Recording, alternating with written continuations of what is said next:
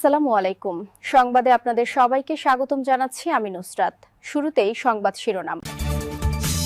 গাজায় ফের ইসরায়েলি হামলা, সাংবাদিকসহ নিহত ৫ ফিলিস্তিনি।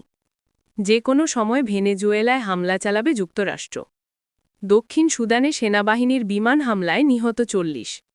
ইউক্রেন যুদ্ধ বন্ধে সমঝোতায় পৌঁছতে পারেনি রাশিয়া যুক্তরাষ্ট্র। দর্শক, এতক্ষণ শুনছিলেন সংবাদ শিরোনাম। এখন বিস্তারিত। আপনি যদি ইসরায়েলের ধ্বংস চেয়ে থাকেন তাহলে চ্যানেলটি সাবস্ক্রাইব করে দিবেন এবং ভিডিওতে লাইক করে আপনার মূল্যবান মতামত কমেন্টে লিখে জানিয়ে দিবেন। এখন বিস্তারিত। যুদ্ধবিরতির মধ্যেই ফিলিস্তিনের গাজায় ফের হামলা চালিয়েছে ইসরায়েল। এতে অন্তত ৫ ফিলিস্তিনি নিহত হয়েছেন। নিহতদের মধ্যে সাংবাদিক ও শিশুও রয়েছেন। আহত হয়েছেন আরও ১৫ জন। মার্কিন মধ্যস্থতায় যুদ্ধবিরতি জারি থাকা সত্ত্বেও ইসরায়েল ট্যাঙ্ক ও ড্রোন থেকে একের পর এক হামলা চালাচ্ছে এবং এতে বারবারই লঙ্ঘিত হচ্ছে যুদ্ধবিরতি, বাড়ছে হতাহত ও ধ্বংসযজ্ঞ। খবর টিআরটি ওয়ার্ল্ডের। গাজা চিকিৎসা সূত্র জানায়, গাজা সিটির আল-তুফা এলাকায় ইসরায়েলি গোলাবর্ষণে ২ জন নিহত হন, যার এক শিশুও নিহত হয়েছে। আহত ১৫ জনকে আল আহলি ব্যাপটিস্ট হাসপাতালে নেওয়া হয়। এছাড়া পূর্ব গাজা সিটির জাইতুন এলাকায় ইসরায়েলি গুলিতে আরও এক ফিলিস্তিনি নিহত হন। পরে খান ইউনিসের কেন্দ্রীয় অংশে ইসরায়েলি হামলায় ফটো সাংবাদিক মাহমুদ ওয়াদি নিহত হন। চিকিৎসকেরা জানান, যুদ্ধবিরতি চুক্তি অনুসারে যে এলাকায় ইসরায়েলি নিয়ন্ত্রণাধীন হিসেবে চিহ্নিত নয়, সেই জায়গায় ড্রোন হামলায় তিনি নিহত হন। ওয়াদির বাবা ইসাম বলেন, মাহমুদ নিরাপদ এলাকায় ছবি তুলছিল, কিন্তু ইসরায়েল কোনো অঙ্গীকার বা প্রতিশ্রুতি পূরণ করে না। গাজা সিটির কেন্দ্রীয় অংশের আল দারাজ স্কুলে ইসরায়েলি গোলাবর্ষণের নারীসহ আরও ১৭ জন আহত হয়েছেন। ওই স্কুলটিতে বাস্তুচ্যুত মানুষ আশ্রয় নিয়েছিল।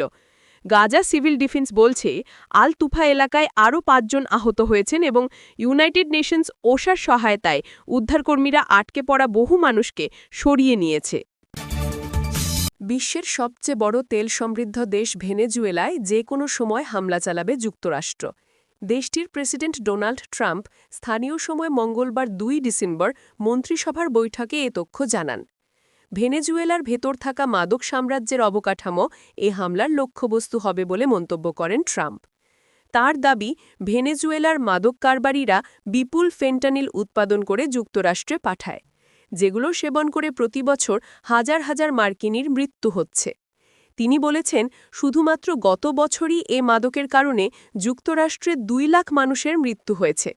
ট্রাম্প বলেন, নৌপথের মতো আমরা স্থলেও হামলা শুরু করব।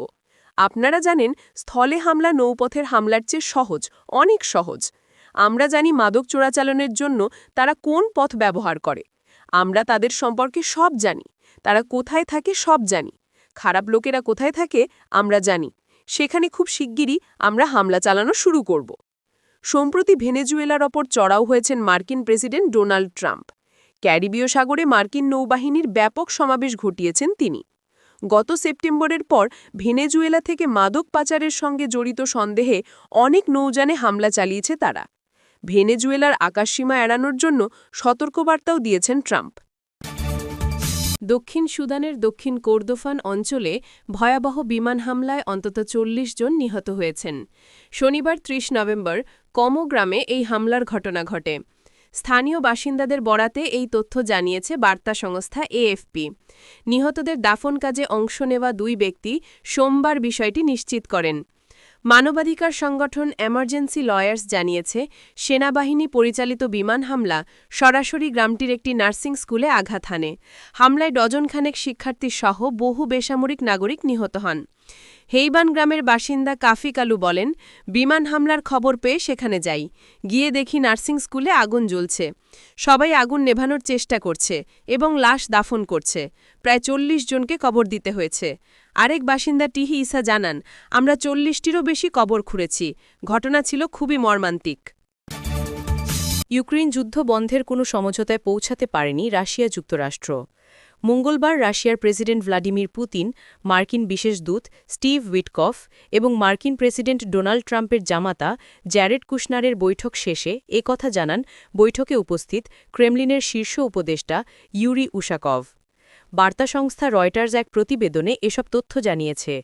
প্রতিবেদন বলছে প্রায় 5 ঘণ্টা ধরে চলা এই বৈঠক শেষ হয় মধ্যরাতের পর। আলোচনাকে কার্যকর ও গঠনমূলক উল্লেখ করে উশাকভ বলেন, এখনও কোনো সমাধান হয়নি, তবে কিছু মার্কিন প্রস্তাব নিয়ে বৈঠকে আলোচনা করা হয়েছে। ওয়াশিংটন ও মস্কো উভয় পক্ষেরই সামনে এখনও অনেক কাজ বাকি আছে বলেও জানান উশাকভ।